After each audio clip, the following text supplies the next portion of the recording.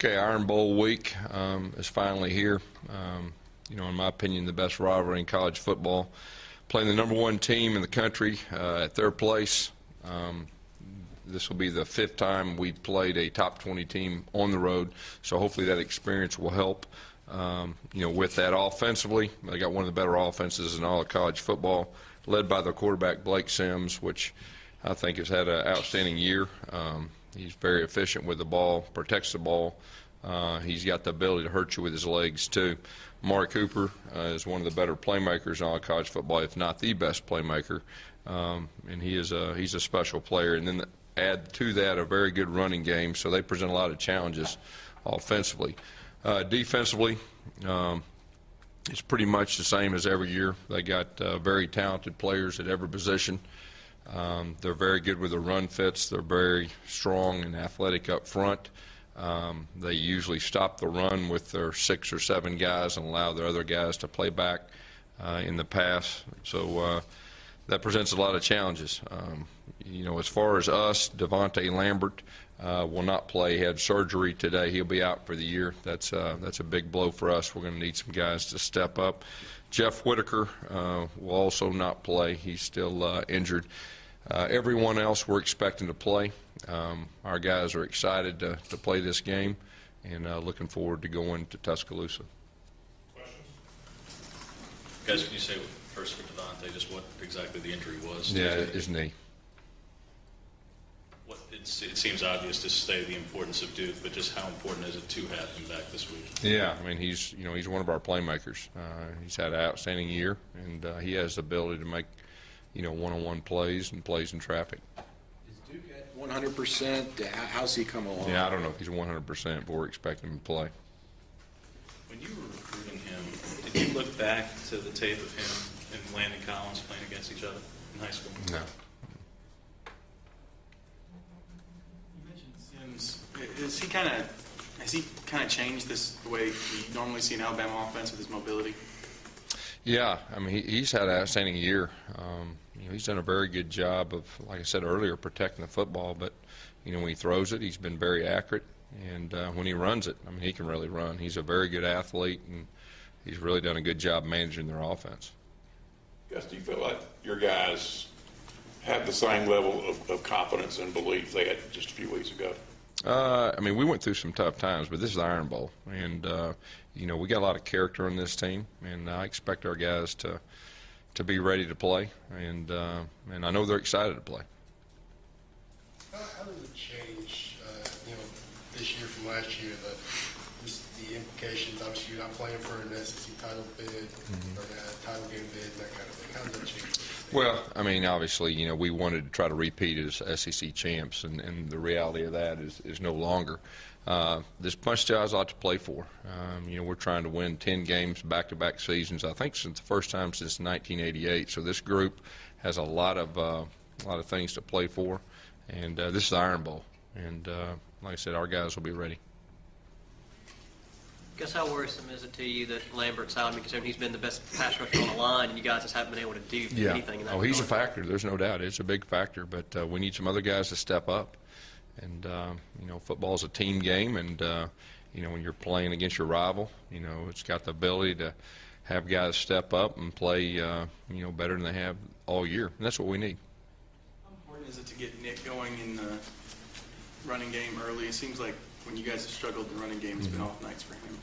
Yeah, obviously when he's a run threat when we're playing, it really changes the dynamics of the game. And so, that'll definitely be a factor. What kind of advantages do you guys have having a guy like Nick who's already played in big games like that and played against a defense like Alabama's? Yeah, I think anytime you have experience in a particular game, a particular team and all that, it does nothing but help. It's not a shock to your system. I mean, they're really good. You got to earn what you do, and Nick has a good understanding of that. What do you think Nick's legacy will be once he leaves here, and do you believe you guys get to the national championship without him last year? Well, I mean, he was a big part of leading us there, and it would have been extremely hard not having him to get there. I'll tell you that. He has been very good for us. This this last 2 years. And as far as legacy, I mean, statistically, you look, he's one of the best to ever come through here. And but we still got games left, so that question is probably better answered, at the end of the season. A game like this could definitely change things a little bit, huh? I mean, like I said, we got this game and a bowl game, and so we'll be able to answer that better at the end. You've made the 10-win goal the new objective, and what would repeat, back-to-back seasons of 10 wins would be. Do you also look at, with a win, the possibility of getting back in a New Year's Six bowl and just how important that would be? I think all of the above, is into play. We're trying to be as good as we can be and finish this thing as strong as we can. And our guys are committed to that, and I know our coaches are too. Coach, when you look at Alabama's front seven, they're able to handle the inside run. So how do you counter that with Robinson and those guys? Yeah, I mean, that's definitely a factor, and looks like they're playing a few more guys than they did last year too, and so they do a good job of keeping those guys fresh. So that'll be a challenge, but to be able to beat a team like this, you're going to have to be able to run the football. I mean, you got to make some plays a pass game, but you got to be able to run the football, and we were able to do that last year, and we need to do the same thing this year. We've asked it, several times the last few weeks, but how do you avoid another slow start? Because obviously, you get behind a team like Alabama, you're probably not going to be able to get back. Yeah, well, I mean, you got to, like I said, I've told you before, I mean, we got to do a good job as coaches helping these guys get off to a good start, and our players need to respond. Gus, when you looked at the video of Alabama, can you explain why they were so much better at home than on the road this year? They played very well at home. They're obviously very comfortable there. It's a tough place to play. Most teams are going to play better at home, but this year specifically, they've been quite a bit better. Obviously, the kick six come up throughout the week. How do you think the players are handling that, and what do you do to maybe try and insulate them from being bothered by it a lot? Yeah, I know it doesn't distract us. I mean, our guys, it's a new year.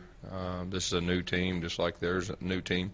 There's players that have overlap that played in it, but this is a new year and, a new game. Kick six football, I know it's still around. Do you ever break it out in recruiting or anything like that to show to recruits when they come through?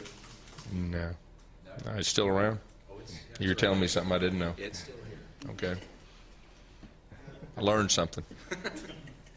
What have you seen offensively from Alabama that Lane Kiffin has kind of added and kind of? Yeah, I think the best thing they've done is they've spread things out. They've got the ball to their playmakers in space.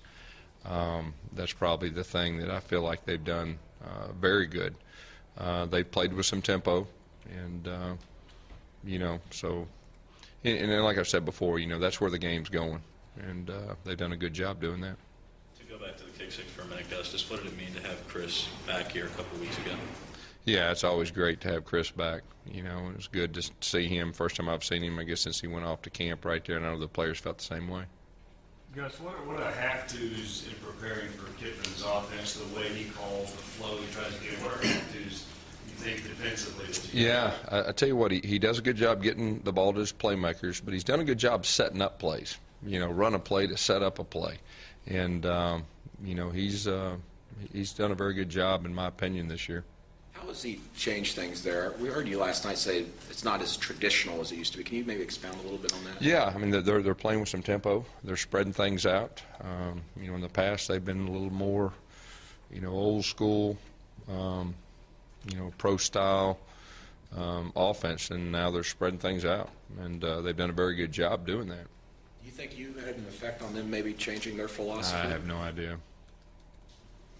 When you say this is one of the best or the best rivalry in college sports, what makes you say that in your experience? Yeah. What separates this from the other rivalries? Yeah, it's Auburn and Alabama. It's 365 days a year.